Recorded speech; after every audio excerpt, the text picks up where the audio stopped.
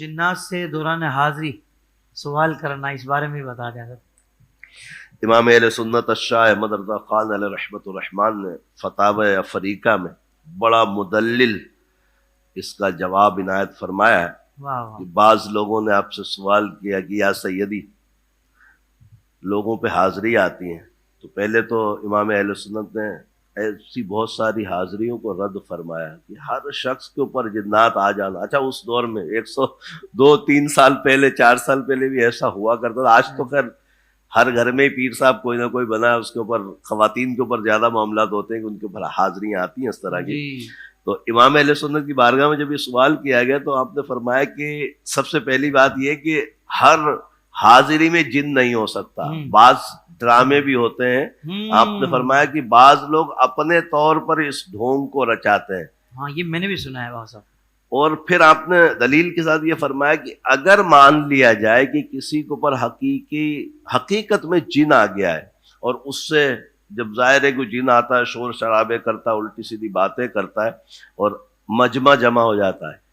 اب اس مجمع میں سے کسی نے جن سے سوال کر دیا، جن نے بول دیا کہ میں یوسف ہوں اور میں بغداد سے آیا ہوں۔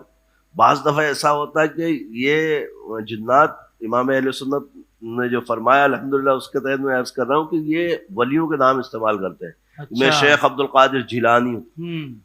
لال شہباز قلندر ہوں، خواجہ معین الدین چشتی ہوں، اس طریقے کے یہ لوگ اس میں آ جاتے ہیں۔ تو امام اہل سنت شاہ احمد رضا خان علیہ رحمۃ الرحمان نے کتنا زبردست دلائل اس میں ہمیں سورہ سبا کی تفسیر میں لے کر گئے اور فرمایا کہ جو جنات سے جو حاضری میں بیٹھا ہوا، جس کے اوپر حاضری آئی ہوئی، اگر یقین کے ساتھ ہو، جھوٹ ہو تو ہے ہی فراڈ، اس سے سوال کرنا حرام ہے۔ اور اگر خدا نخواستہ کسی نے جنات کی بات پر یقین کر لیا، کوئی سوال کیا کہ فلاں کے متعلق بتائیے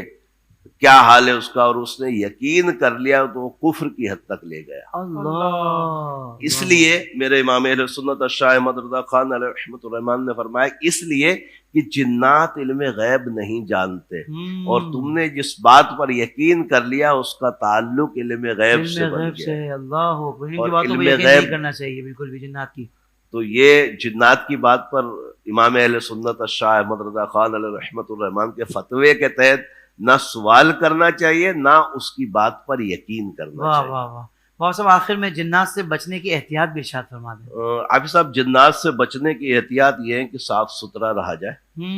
یہ غلاظت زیادہ جو لوگ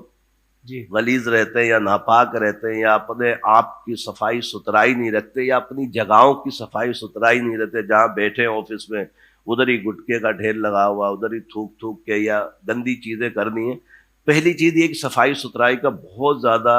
خیال رکھنا چاہیے، اس لیے کہ آقا صلی اللہ علیہ وسلم نے ارشاد فرمایا کہ صفائی نصف ایمان ہے۔ جب نصف ایمان ہے اور ایمان مضبوط ہوگا تو شیاطین کہاں آپ کو نقصان پہنچا پائیں گے۔ اور جنات کا تعلق